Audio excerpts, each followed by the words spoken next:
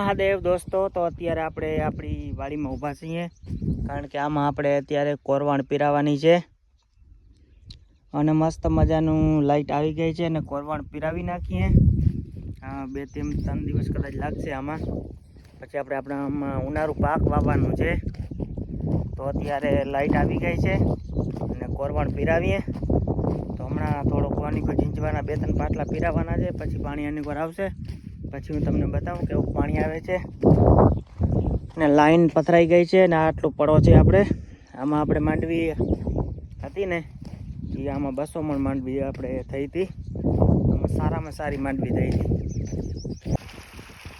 તો દોસ્તો અત્યારે આપણે આવી ગયું છે પાણી, અહીંયા ચાલુ થઈ ગયું છે એકદમ રેડી. અને બગલાએ જો જીવાતામાં કોઈ જીવાત હોય તો એ એના પેટ ભરવા માટે અહીંયા આવી ગયા છે. અને પાણી એકદમ ફુવારા થઈ ગયા છે ચાલુ. સ્લો ફુવારા છે, બહુ હાઈ સ્પીડમાં નથી. તો અત્યારે અહીંયા પાણી થઈ ગયું છે ને, હવે આમાં ધીમે ધીમે કરીએ પલારો ચાલુ. એમાં કેટલા 2-3 દિવસ લાગશે. તો બસ આજના મિની બ્લોગમાં એટલું જ. ફરી મળીશું નવા બ્લોગ સાથે. જય માતાજી.